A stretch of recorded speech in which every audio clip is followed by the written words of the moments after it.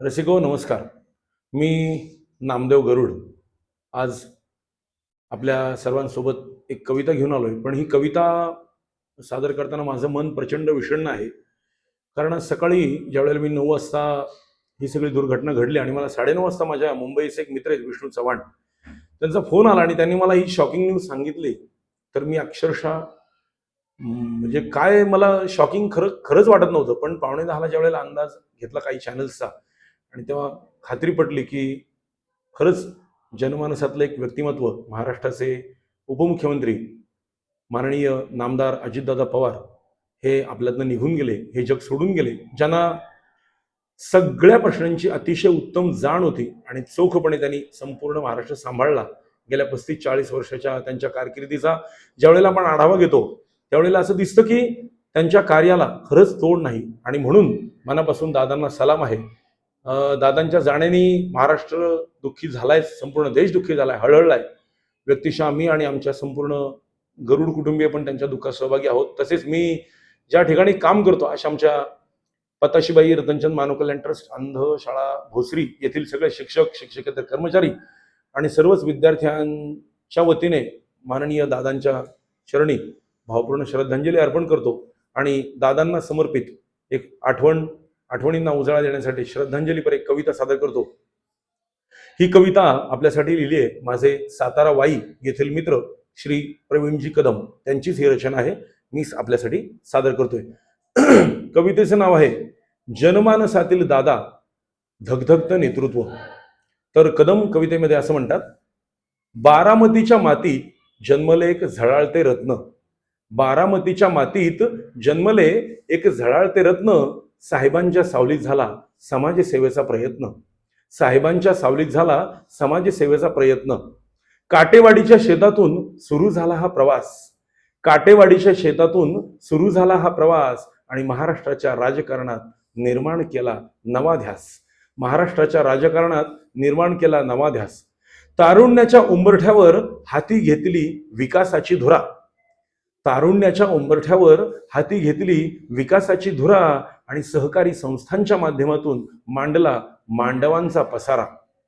पवार नावाचा मोठा दरारा आणि शब्दाला मोठी किंमत, पवार नावाचा मोठा दरारा आणि शब्दाला मोठी किंमत, अन्यायाविरुद्ध लढण्याची अंगी सदैव मोठी हिंमत.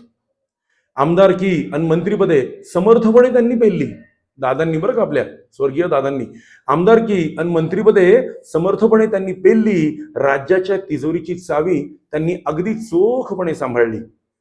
प्रशासनावरील पकड त्यांची जणू करारी बाणा, फार मजबूत पकड होती बरं का दादांची, काही वेगळं सांगायला नको. म्हणून कवी म्हणतात, प्रशासनावरील पकड त्यांची जणू करारी बाणा आणि कामाचा त्यांच्या जरब मोठा महाराष्ट्राचा कणा. वेळेचे पक्के नियोजन हाच त्यांचा मूलमंत्र, अहो वेळेचे पक्के नियोजन हाच त्यांचा मूलमंत्र आणि शिस्तबद्ध कामाचे अवगत केले त्यांनी तंत्र.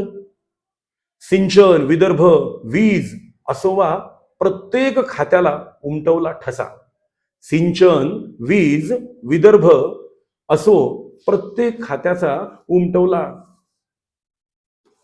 ठसा. विकासाच्या वाटेवरती चालवला अविरत वारसा. पहाटेचा तो शपथविधी चर्चेचा ठरला विषय. 72 तासांसाठी नाही का अजितदादा ज्यावेळेला शपथविधी घेतला होता, ती इथे आठवण पटलावरती कोरली कदमांनी.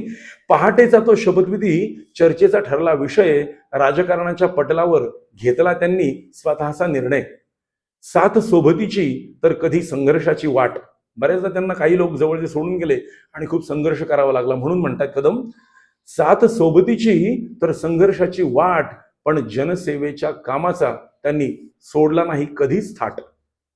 उपमुख्यमंत्री पदाची त्यांनी भूषवली अनेकदा शान, बरेचदा उपमुख्यमंत्री आहेत नाही का अजितदादा, म्हणून म्हटले कदमांनी, उपमुख्यमंत्री पदाची त्यांनी भूषवली अनेकदा शान, रयतेच्या प्रश्नांसाठी त्यांनी राखला शब्दाचा मान. पुणे जिल्ह्याचा कायापालट त्यांच्याच नजरेतून झाला, पुणे जिल्ह्याचा कायापालट त्यांच्याच नजरेतून झाला. प्रगल्भ महाराष्ट्राचा नकाशा त्यांच्याच हातांनी सजला. तरुणांच्या गळ्यातील ताईत अन कार्यकर्त्यांचे आधार, दादा सगळ्या म्हणजे तरुण लोकांच्या गळ्यातले ताईत आहेत की नाही, म्हणून तरुणांच्या गळ्यातील ताईत आणि कार्यकर्त्यांचे आधार. दादा हाच शब्द हे प्रेमाचे एक मोठं पाझर. दादा हा शब्द आहे एक प्रेमाचे मोठं पाझर. दुष्काळ असो वा पूर, धावून आले सर्वात आधी. कधीही पहा, राज्यात कुठे काही अशी दुर्घटना घडली की दादा खूप धावून यायचे लवकर. म्हणून म्हणतायत, दुष्काळ असो वा पूर, धावून आले सर्वात आधी. लोकांच्या सुखासाठी झटली आणि झगडली त्यांची बुद्धी. शून्यातून विश्व निर्माण करण्याचे त्यांच्या हाती होते कसब.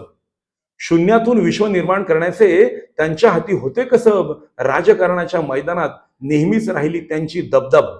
राजकारणाच्या मैदानात नेहमीच राहिली त्यांची दबदब. आज जरी श्रद्धांजलीच्या सुरात आठवणींचा येतो पूर. दादा, खरंच तुम्ही सोडून गेलात. तुम्हाला श्रद्धांजली वाहताना मन घट्ट होतंय, म्हणून म्हणजे मन घट्ट करून म्हणायला लागतंय. आज जरी श्रद्धांजलीच्या सुरात आठवणींचा येतो पूर. तुमचे कार्य आणि विचार राहतील काळजात आमच्या निरंतर. महाराष्ट्राच्या इतिहासात तुमचे नाव सुवर्णाक्षरांनी कोरले जाईल.